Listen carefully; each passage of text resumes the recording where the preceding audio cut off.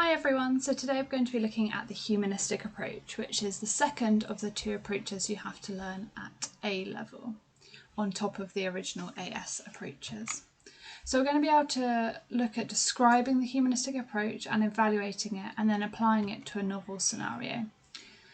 So first off, the humanistic approach has some main assumptions, and these are that the humanistic approach is different from all the other approaches because it suggests that we have free will and therefore we have control over our actions and we have control over our behaviour.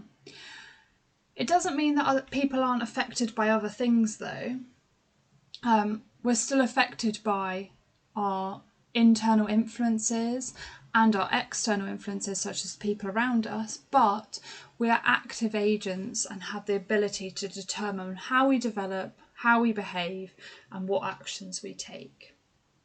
This is a very non-scientific approach. So on the scale, if we're looking biological would be one end, humanistic would be the other end of the same continuum. So it's very unscientific. It doesn't necessarily mean it's a bad thing. It's just very different from some of the other approaches that we studied in psychology. So the first thing that it believes in is about free will. So have a think about the following questions. How might we measure whether someone has free will or not? What problems does it pose if we don't have free will? And what problems does it pose if we cannot falsify the claim of free will? Pause the video and have a think. So first of all, humanistic psychologists argue that because people believe that they can make choices, that means that they can make choices and therefore they do have free will. This means that if we have free will, then we're to blame for our actions.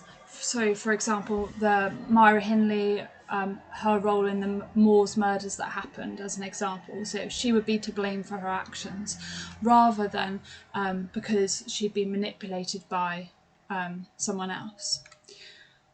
But the problem is that because the humanistic approach isn't scientific and refuses to be scientific, it means that we can't prove one way or another or falsify that free will exists. It's very difficult to provide evidence for free will. And therefore, this has an implication because psychologists tend to dismiss the humanistic approach because we can't provide evidence that it's useful and that it's true. The second part is that because we have free will, this means we have the ability to control our actions and therefore an ability to achieve our full potential. And this is called self-actualisation, the idea that we can achieve our full potential and that we have this innate drive to achieve our full potential. You might have heard of this in relation to Maslow's hierarchy of needs, which we're going to discuss in a minute, but Carl Rogers was another person who really advocated the idea of self-actualisation. They both believe that we are unique in how we self-actualise.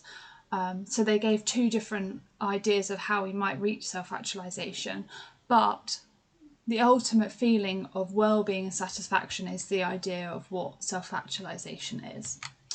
So Maslow's hierarchy of needs says that there are 5 different stages of, there are 5 different stages in how we develop and where we are at that point in time. And it says that once we meet the initial set of needs, then we can move up the triangle. But we have to be meeting all the needs in that section before we can move up. It's also worth noting that self-actualisation isn't permanent. And if all 5 needs don't remain in place, then we can immediately move back down again. So, for example, if we're temporarily hungry, then we're not self-actualised because we're too busy worrying about our hunger. So some of you might have seen this triangle before, Maslow's hierarchy of needs, and these are the 5 stages. You've got physiological at the bottom, which is just your very basic needs. For example, the need for water or for food. Next, once you've met all those needs, you'll be in the safety section, and this is all about the security of yourself. So maybe being able to be in a comfortable place to live in, so like having a house or a roof over your head, but also being safe in terms of employment. You're not having to worry about whether you're employed or not, or where money's coming in. And once you've got that, you can start focusing on love and belonging. So this is the idea of like valuing friendships and family and sexual intimacy. Once you've achieved that, then you're in the esteem stage, and this is talking about your self-esteem, so your belief in yourself and the confidence in yourself to achieve other things. And once you've got that, you'll achieve self-actualization, which is that feeling of being satisfied with everything in your life. And this might occur for specific things. So people might self-actualize when they get their dream job or their dream house. But obviously we know that in a society like ours, once you've got your dream job, you're looking for the next dream job. Or once you get the best house that you've ever dreamed of, you're dreaming of the next best house. So although we do self-actualize, we never stay at the point of self-actualization. We're there for a bit, and it might be for days or weeks or months or years, but it could also be a very short amount of time. And then we'll go back down to self-esteem. But as we said, if at that time you're like really hungry, or you're just really not feeling very well, for example, you'll drop back down to lower stages of the hierarchy. Unlike Maslow, Roger believed that to achieve self-actualization, we must have congruence. And this is the idea that our ideal self and our self-concept match. So just have a think about the following questions. What might the terms ideal self and self-concept mean? What might it mean to have congruence? And what impact will this have on our behaviour? So the first thing is our self-concept. This is the way we actually see ourselves. So this is our perceived where we are right now. Okay, and you can have a good self-concept or a poor self-concept. If you have a poor self-concept, then you don't realise how capable you really are. Then we have our ideal self, and this is who we wish to be, so who you're aiming to become. But it might be that you're also already there. You might be happy within yourself, and therefore you are your ideal self, and that's perfectly okay.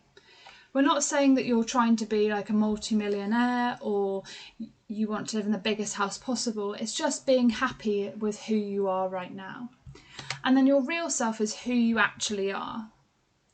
And we get congruence when our ideal self and our self-concept match up.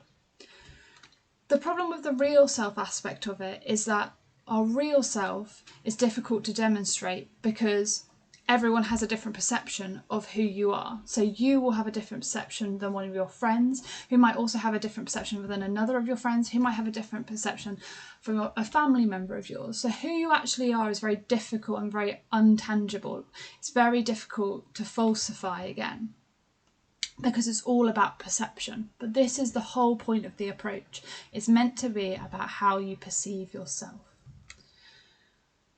So Roger believed that in order to self-actualise, we have to have congruence, and this means that our ideal self and our self-concept match up. Alongside this, he believed that you also had to feel unconditional positive regard, and this means that we know that someone has loved us for who we are rather than who we want to be or who we're trying to be. So it's that feeling of being loved by someone for who you are. And that doesn't necessarily mean romantic love. It could be a friend, it could be a work colleague, just someone who really believes in you and recognises who you are and takes you at face value. This is who they are, and this is like a really amazing person. Part of this is that sometimes we don't reach our ideal self because we have conditions of worth. And sometimes these conditions of worth can be placed on ourselves, or they can be placed on by other people, and they can be real or perceived. So this is the idea that we have to be loved, and therefore we need to believe that someone loves us. So there's an example here that says Hannah is very stressed at school at the moment. Her teachers are worried. Hannah is stressed about her upcoming A-level exams and that she's working late into the night to revise. And when one of her teachers asks Hannah why she is so stressed, Hannah says it's because her mum wants her to get really high grades. So the condition of worth here is that Hannah is only worth something, is only of any value if she achieves high grades. This might be perceived. Hannah's mum might never have actually said this, and she might just be assuming that that's what her mum thinks. Or it could be real. Her mum could have told her that she must get high grades, otherwise she's not worth it, like her whole education's just not worth it. But we don't know that, but it could be, you can see that it could be real or perceived. And it also can be put on by the individual because it is perceived. So Hannah is assuming, like putting this condition of worth upon herself, or it could be that it is put on by somebody else, and in this case by her mum. And therefore an example of what Hannah's mum might say is, I will only love you if you get high grades. It tends to be associated with love, so if you're given an example in an exam, I would start the sentence always with, I will only love you if, or I will only love myself if. That's a good way of writing it. So the main assumptions are that every individual is unique. We're going to talk about this in a minute, but it's the idea that we should all be treated differently because we all have different perceptions of ourselves and others in the world around us, and therefore we shouldn't try and make generalizations, which is why they don't accept the scientific method. That's the bottom one. They don't accept the scientific method because if everyone is unique and different, then that means that we're subjective and we can't measure our behaviour, so there's no point trying to. It also says at the top about an ideographic approach. The ideographic approach suggests that, or an ideographic approach is one which assumes that each individual is unique. We're going to learn more about that next year. It also assumes that we have free will, so we have control over our own behaviour, but also that people should be viewed holistically, i.e. by looking at every aspect of the individual, their behaviour and their surroundings, because all of that information will help you to decide why people feel the way they do. So thinking about the real world application of this is we're going to look at a therapy called client-centred therapy. Client-centred therapy is the idea that people show behavioural problems because they aren't congruent, so they are incongruent. So supporting what Carl Rogers said about congruence. In this, they refer to people as clients rather than patients, and it's really important that you get this across in your exam. It's because they believe that the therapist and the client are equal in their relationship. The therapist isn't an expert in who the person is, so they're meant to be on an equal basis. And the client should always focus on their current subjective understanding, not listening to other people's interpretations. So the therapist isn't there to say, this is what I think you're thinking. The client is telling the therapist what they are thinking. So it's a real talking therapy, but it's mostly the client telling the therapist their thoughts. And therefore, the purpose of it is that the client is responsible for changing their behaviour, and the client decides what is wrong and what should be done about it, and the therapist is just there to encourage them. So it's very much about the client being the person who identifies the problems, decides what should be done, and then changes their behaviour. And this is all because they are in a state of incongruence and they need to work out what their ideal self is and how they can make their real self their ideal self. So making those two align with each other. And therefore, the therapist must be warm and genuine and understanding and show unconditional positive regard, because they believe that often people who need therapy are people who have not experienced or don't have someone in their life who loves them for who they are, so shows unconditional positive regard. So the therapist is going to replace that, or be that person, because they don't have someone in their lives like that. So they're there just to show empathy towards the client, help them along their journey, but not really to advise them on anything, but just to listen and help them reflect on what they should do. So it's a really different kind of therapy. It's very individualised. There's no set instructions for how the therapy should go. It's just about helping the patient to feel better. But by helping the patient to feel better by them, the patient themselves, deciding what they're going to do. So, having a think about the evaluation of this, there has been research to show that there are gender differences between males and females, and the difference between males and females is very small, whereas the difference between males and females and other females is very similar. And therefore, we should just try and help people to look at people as individuals and treat them as individuals, because that will be more effective. Obviously, this is very hard to test scientifically, and that is a problem. However, humanist therapies have been shown to increase client well-being, so it suggests that it is a suitable approach, and it obviously does help people with mental health issues, so that's always going to be a positive thing. But how we measure the success of this therapy is very subjective, because there are no clear criteria to provide evidence that their well-being is better.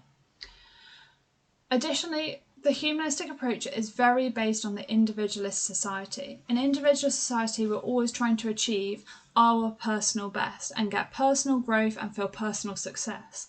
But the problem is that not all cultures work this way.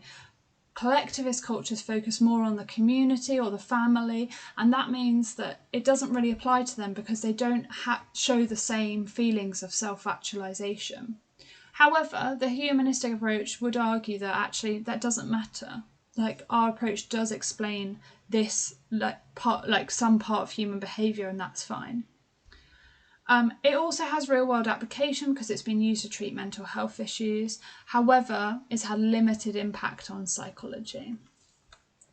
I hope that was helpful. Make sure you know each bit or each element of the humanistic approach in detail, and then you'll make a real success out of it. Well done.